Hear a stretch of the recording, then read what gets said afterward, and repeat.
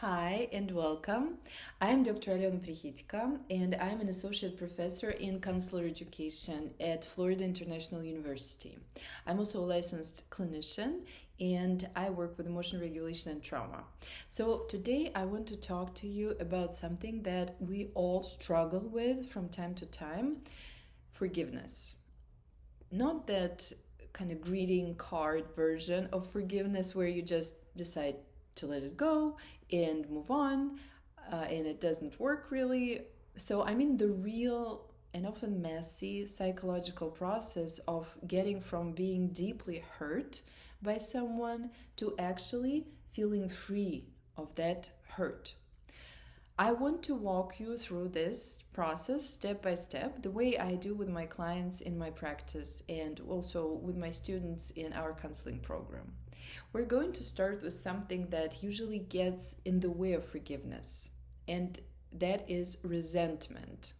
We'll unpack what resentment actually is, why it forms, how to work with the emotions underneath it, and only then we'll talk about forgiveness, because it's not possible when we are still resentful. So let's get started. Let's start with a question. What is resentment? Most of us use the word resentment loosely. We say, we resent a friend who canceled on us, or we resent a partner who didn't help around the house. But in a clinical sense, resentment is a very specific emotional experience. It's not just irritation and it's not just anger. It's something a little more layered than that. And understanding that layering is actually the key to working through it. So before I give you the definition, I want you to sit with your own experience for a second. Now, think of a person you resent right now, even mildly. Hold that person in mind as we go through this, because it will make everything land more clearly for you.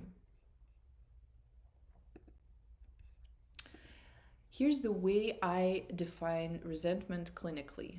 It's a lingering, often low grade but persistent, negative feeling towards someone, rooted in a sense that you were wronged, disrespected, taken advantage of, and that the situation was never fully resolved or repaired. Notice the key phrase here: never fully resolved. That's what makes resentment different from ordinary anger. Anger tends to rise and fall. You get angry, you express it or process it, and it passes. Resentment sits, simmers. It can last for years and sometimes decades, sometimes even outliving the relationship itself or the person who caused it. And that's actually a really important diagnostic clue, which is exactly what we're going to look at next. Here's the piece that I think is the most clinically useful insight in this entire talk. Resentment is not just one simple emotion. It's a combination of two emotions: anger plus shame. We tend to notice the anger part easily. It's the part that says, that wasn't fair, or they shouldn't have treated me that way. But underneath almost every resentment, there's also a quieter, more uncomfortable layer of shame. And shame sounds like this in our internal dialogue: I feel taken advantage of. I feel like an idiot or a fool for letting this happen. I feel inadequate. They got the better of me, and that says something bad about me. Read those phrases again for a moment. Notice how none of them are really about the other person. They're about what the situation revealed or seemed to reveal about ourselves. So that's the shame component. And it's often the shame, not the anger, that keeps resentment stuck for years. If we only address the anger and we ignore the shame, resentment does not fully resolve. This is why so many people say, I've forgiven them, and yet the resentment quietly persists because they dealt with the anger, they never dealt with the shame. Now I want to reframe resentment for you because most people think of it purely as a problem, something to get rid of as fast as possible. So I want to invite you to think of it differently. I want you to think of resentment as a diagnostic tool. Think about it the way you think about physical pain. Pain isn't just an inconvenience, it's information. It tells you something is wrong and needs attention. Resentment works the same way emotionally. When you notice resentment building towards someone, that's your psyche telling you something happened there that violated a boundary, a value, or an expectation that you had, and it hasn't been addressed.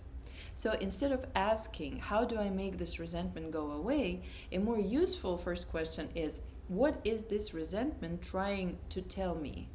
That single shift in framing from problem to signal changes the entire way we work with that emotion therapeutically. This brings up a question that I get constantly. Can we just choose not to resent? Can we choose our emotions? We cannot. The honest answer is no. We cannot choose our emotions or even our automatic thoughts. They arise on their own, often before we even consciously aware of them. What we can choose, though, is what we do with those emotions and thoughts once they occur. That distinction matters enormously because so much of the shame people feel about their own resentment comes from believing they should not feel it in the first place. Like, I know I should just let this go, or a better person wouldn't still feel this way. That's not fair to yourself, and it's not how emotions work. What we're actually talking about here is emotion regulation, which is defined as the conscious effort to change how we feel toward a person or a situation. Not suppressing it, not pretending it isn't there, but working with it deliberately. And to regulate resentment specifically, we need to go back to that formula from a few slides ago and separate out the two ingredients.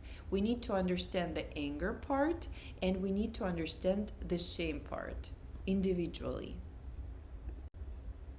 Let's make this concrete with an example of how you'd actually do this kind of analysis, separating out the shame side of resentment. Imagine someone opened up to another person, trusted them with something vulnerable, and that trust was betrayed in some way. Here's what the shame self-talk might sound like.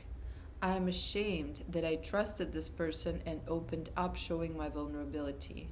I am feeling like there's something wrong with me. I am feeling inadequate, defective, like I did something wrong.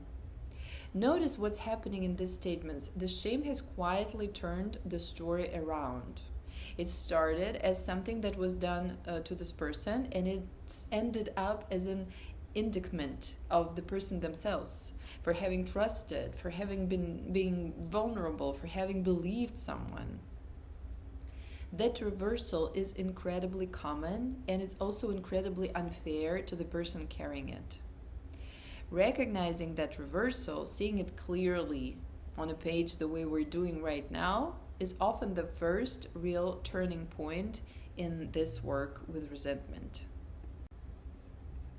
This naturally leads us to something important. A lot of what looks like resentment toward another person is actually underneath anger at oneself. Think back to that shame language we just went through. I'm an idiot for trusting them. I should have seen it coming. I let this happen. That's not anger directed outward. That's anger turned inward at yourself for the vulnerability, the trust, or the misjudgment you feel you showed. And this is a really important thing for a therapist or for you working on your own to notice, because if we only ever address the anger toward the other person and we completely miss the anger someone is directing at themselves, the resentment will keep regenerating. You could achieve full peace with the other person and still feel terrible, because the real unfinished business was with yourself that whole time. So if shame and the self-directed anger that comes with it is often the real engine underneath resentment, then the question is, how do we cope with shame? This is where we're headed for the next several slides, and I want to give you the roadmap first so you can see where we're going. We're going to look at two things that don't work well: self-invalidation, which is actually the thing most of us do by default, and then we're going to look at what does work, which is self-validation, and we'll use two evidence-based approaches: mindfulness and radical acceptance. Then, once we've done that internal work, we'll move outward to validating others, and finally to what forgiveness actually means. So let's start with the pattern to avoid. I want to mention that this diagram was taken from handouts that I received from Dr. Frusetti, Alan Frusetti, who was teaching DBT workshop on family and couples, using DBT with families and couples. And I found that workshop very, very cool. So, and I took the handout out of it, and I think you can also find it online. Self-invalidation is what happens when we respond to our own difficult emotions with judgment, dismissal, or outright denial. It sounds like, I shouldn't feel this way, I'm being ridiculous, other people have it so much more, or I have no right to be upset about this, or just get over it already. Here's the problem with self-invalidation. It feels in the moment like a kind of discipline or toughness, but emotionally it does the opposite of what we want. When we invalidate our own primary emotions, those emotions don't actually disappear. They just go underground, and they tend to come back louder, or they leak out sideways in irritability, in numbness, in that, simmering resentment we've been talking about the whole talk. Self-invalidation is essentially pouring gas on the very shame that's fueling the resentment in the first place, because now, on top of the original hurt, we're also telling ourselves we're wrong or weak for feeling hurt at all. The antidote to self-invalidation is self-validation. And I want to give you a precise definition, because this term gets also used loosely, and it's often misunderstood as just being nice to yourself. Well, being nice to yourself is nice, and at the same time, self-validation means taking yourself seriously, allowing yourself to feel what you feel, think what you think, and want what you want with acceptance and without judgment or second guessing or self-loathing or self-contempt. It's not that bad seriousness, of course we need to have sense of humor and laugh at ourselves as well, but what I'm saying here is that it's basically not deciding your feelings are objectively correct or that the facts are exactly as you perceive them. It's about extending yourself the basic respect of acknowledging, this is what I feel, this is real, and I don't need to attack myself for feeling it, because we do it all the time.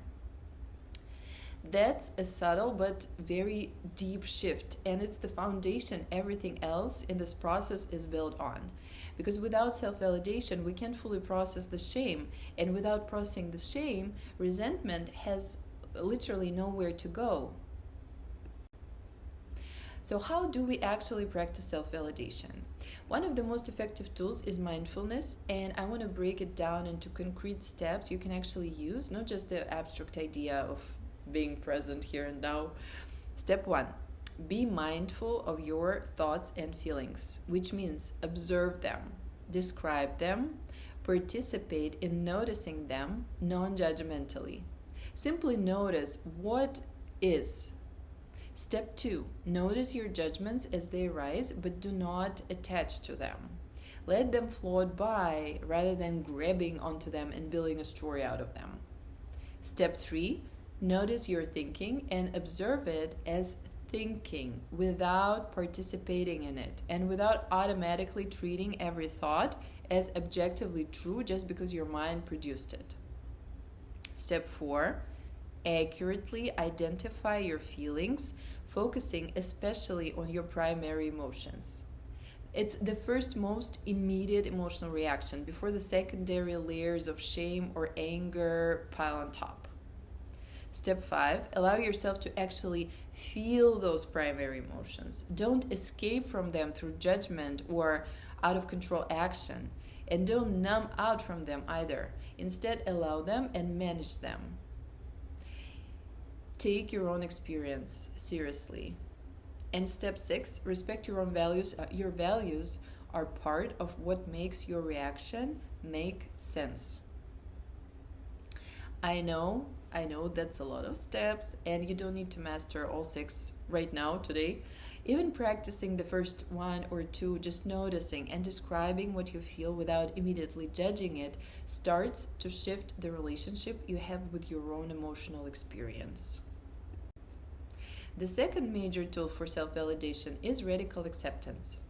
And that concept comes also out of dialectical behavior therapy. It works alongside mindfulness. And there are 3 parts to it. First, you search for understanding. Again, honestly, non-judgmentally. Try to genuinely understand your own experience rather than immediately explaining it away or minimizing it. Second, practice radical acceptance of your being, your feelings, your thoughts, your actions, which means acting as if you have totally accepted the situation as it is, even if you don't like it and even if you wish it were different. Acceptance is not approval, it's simply acknowledging reality as it currently stands so that you can actually deal with it instead of spending your energy fighting the fact that it happened at all. And third, practice respect toward your own experience, treating what you went through and how you responded to it as worthy of respect rather than ridicule. Radical acceptance is often the hardest piece of this whole process because it can feel like giving up or like agreeing that what happened was okay. It does not mean that at all. It simply means stopping the internal war against reality, so your energy can go toward healing instead of toward resistance. Once we've done this internal work, once we validated our own experience instead of invalidating it, we're in a much stronger position to do something that used to feel almost impossible, validating the other person. And I want to be clear about what this is and isn't. Validating someone else doesn't mean agreeing with what they did. No. It doesn't mean excusing what they did or saying that it was fine. It means something more specific, and it happens in 4 steps. First, seek to understand what was the other person's experience. What can you actually observe as opposed to assume? Second, do this without explanations or judgments and without shoulds or shouldn'ts. You're not building a legal case. You're trying to see clearly what happened.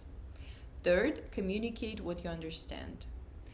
Can you acknowledge their experience out loud, even briefly? Phrases like, I know that you, or I can see that you, or it makes sense that you, or even, of course you did, anybody would have in that situation.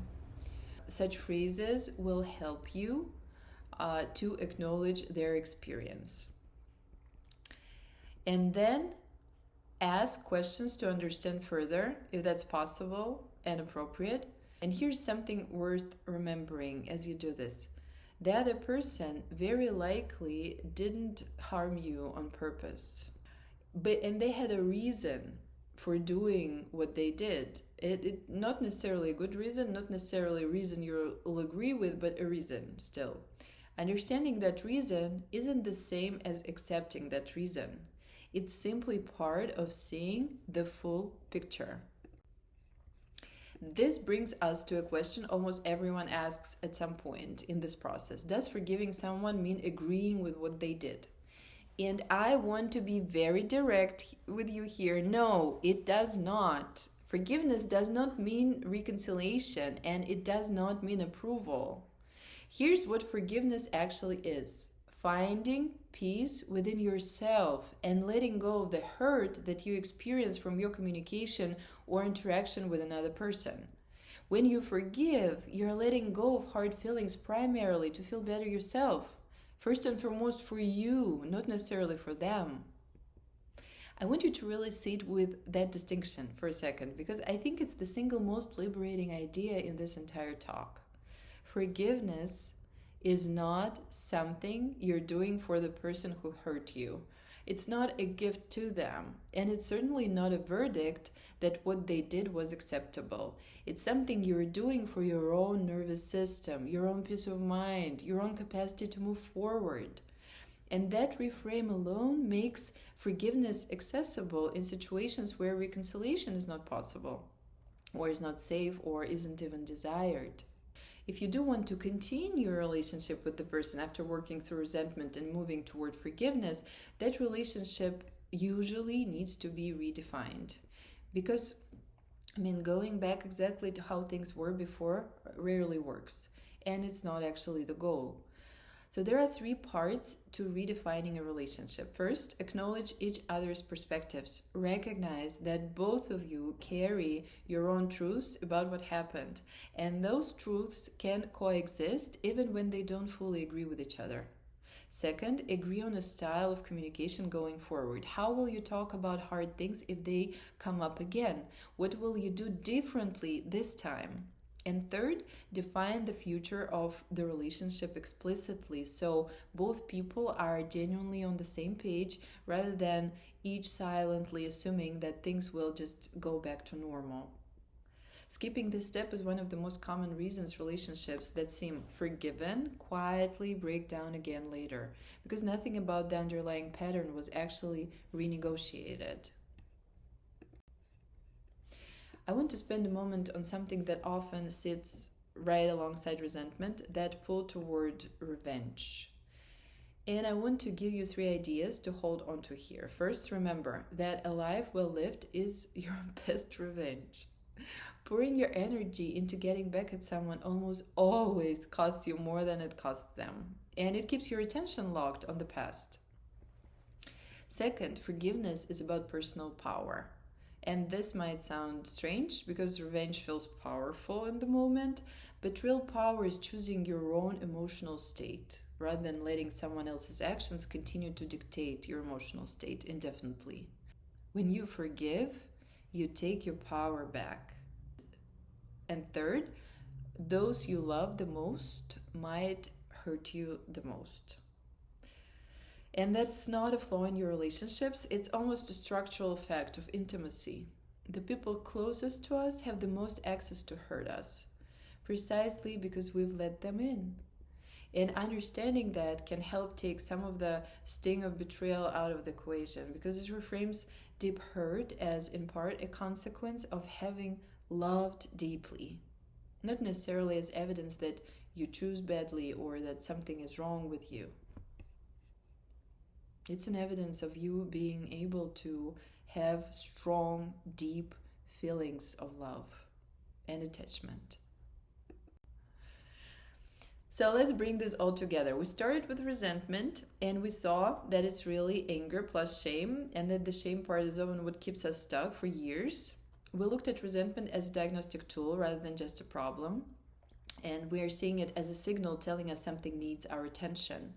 We talked about how emotion regulation means we can't choose what we feel, but we can choose what we do with it. And we walked through self-invalidation, the pattern that keeps us stuck, and self-validation through mindfulness and radical acceptance as the way out. We talked about validating others without excusing what they did. And finally, we redefined forgiveness, not as agreement, not reconciliation, just peace within yourself, chosen for your own sake.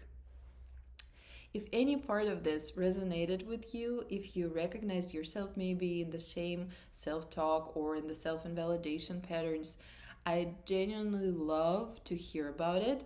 So drop your questions or your own reflections in the comments below, and I'll do my best to respond to as many as I can. And if you enjoy it, please subscribe and share, because I think that, many people could benefit from watching this and listening to this. I did. I really thought about some of the resentments that I had while preparing this talk, and I think it helped me as well. So I typically do things and tell things that I already tried myself, right? So, and they worked. Thank you so much for watching this, and I'll see you in the next one. Have a great day and take care. Bye.